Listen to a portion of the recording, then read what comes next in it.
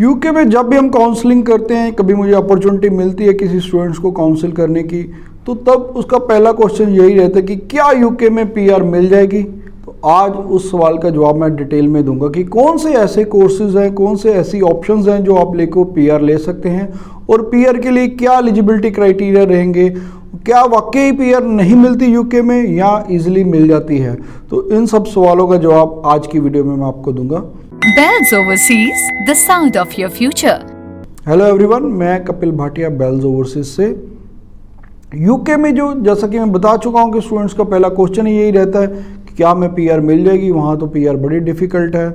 तो ये scenario start होता है 2012 से। यूके में 2012 के बाद यूके ने वर्क परमिट बंद कर दिया था, तो उसके बाद 2019 तक 2019 तक ये वर्क परमिट बंद रहा है। 2019 के बाद जब ब्रेग्जिट हुआ है तो उसके बाद यूके ने अगेन वर्क परमिट स्टार्ट करा है। अगर आप चाहे बैचलर में जाते हैं या मास्टर्स में जाते हैं तो आपको 2 ईयर का पोस्ट स्टडी वर्क परमिट मिलता है। अगर आप पीएचडी करने जाते हैं तो 3 ईयर का आपको वर्क परमिट मिलता है। तो उस वर्क परमिट के दौरान आप अपनी जॉब लेते हैं। अगर वो आप जॉब टायर 2 वीज़ा में कन्वर्ट कर लेते हैं, यानी कि tyre 2 list of sponsored company में आप जॉब करते हैं, तो डेफिनेटली 5 साल जॉब करने के बाद आप अपनी पीआर अप्लाई कर सकते हैं। 5 साल आपको टायर 2 वीज़ा पे रहना होगा। 5 साल के बाद आप अपनी पीआर फाइल कर सकते हैं, जिसको यूके में ILR बोलते हैं, indefinite leave to remain in UK. तो अब आता है कि कौन से प्रोग्राम्स ऐसे हैं जहां पर इजीली पीआर हो जाती है। तो जो भी प्रोग्राम आपकी SOL लिस्ट के अंदर आते हैं, शॉर्टेज ऑक्यूपेशन लिस्ट जो यूके की है, वो यूके की होम अफेयर्स की साइट पे भी अवेलेबल है, आप वहां जाके भी देख सकते हैं। और उसमें जो मेजरली मैं आपको 4 प्रोग्राम्स आज बताने वाला हूं जिसमें आपको पीआर इजीली मिल जाती है। सबसे पहले आता है होम केयर का। होम केयर का एक प्रोग्राम रहता है। उसके बाद अगर हम बात करें सेकंड नर्सिंग है, फिर अगर हम बात करें वेब डेवलपमेंट का प्रोग्राम है, होटल मैनेजमेंट है, ये सभी प्रोग्राम SOL लिस्ट के अंडर आते हैं।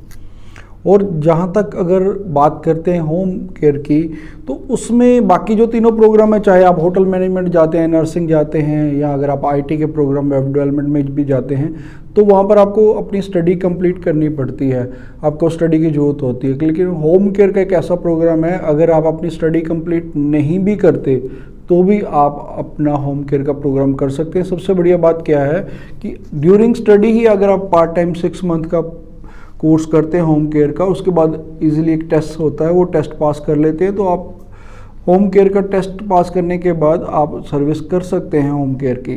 तो इसी तरह होम केयर अगर आप अपनी अगर आप अपनी कंप्लीट स्टडी करने के बाद भी होम केयर का करते हैं तो सिर्फ 3 महीने का कोर्स रह जाएगा आपका, यानी कि 3 महीने ही सिर्फ आपको जॉब करनी पड़ेगी फुल टाइम।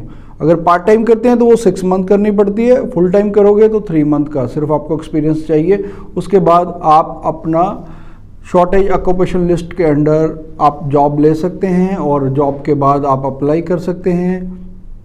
अगर आपका वो वर्क एक्सपीरियंस पूरा हो जाएगा तो आप वहाँ पर, इसमें सबसे इजी है पीआर लेनी, क्योंकि फ़र्क क्या है, अगर वहाँ पर आप 2 कैटेगरी में अप्लाई कर सकते हैं, जर्नल और SOL लिस्ट वाले में।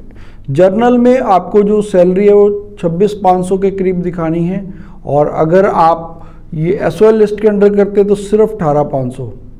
तो इसलिए इन दोनों में ये डिफरेंस आता है। तो आपकी एनुअल पैकेज है वो 18,500 से ऊपर होगा तो SOL लिस्ट में आप अपनी पीआर फाइल कर सकते हैं। अगर आपकी 26,500 से ऊपर है जर्नल में तो भी आप अपनी फाइल अप्लाई कर सकते हैं पीआर के लिए। और इसमें सिंपल प्रोसेस है कि आपने स्टडी करी, स्टडी के बाद आपको 2 ईयर का वर्क मिला, उसमें आपने जो वर्क लेना है वो टायर 2 में वीज़ा में अपना कन्वर्ट करना है। आपने वहाँ पे जॉब लेनी है जो 30 से 32 हज़ार कंपनी है। 5 साल के बाद आपने पीआर अप्लाई करनी है। 5 साल पीआर लेने के बाद 1 साल बाद आप सिटीजनशिप भी अप्लाई कर सकते हैं। तो जो लोग ये कहते हैं कि पीआर नहीं है तो वो गलत है। हाँ, पीआर का पीरियड जरूर लंबा है। अगर बाकी जगह भी देखें तो कनाडा में भी आपको पॉइंट बेस्ड सिस्टम है, वहाँ भी पॉइंट पूरे करने पड़ते हैं, ऑस्ट्रेलिया में भी पॉइंट पूरे करने पड़ते हैं। तो ये ऐसा कुछ नहीं है कि सिर्फ कनाडा और ऑस्ट्रेलिया में पीआर है और यूके में पीआर नहीं है।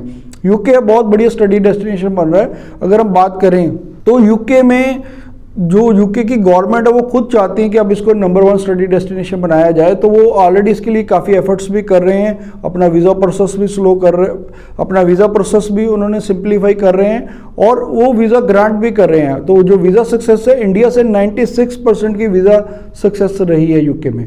तो इसलिए जो भी स्टूडेंट्स अप्लाई करना चाहते हैं तो हमारे बेल्स ओवरसीज़ के जलंधर, लुधियाना या बठिंडा ऑफिस में विजिट कर सकते हैं। हमारे हेल्पलाइन नंबर 6292062920 पे कॉल कर सकते हैं। Business or call us for visa services. Follow us on our social handles for offers and new updates.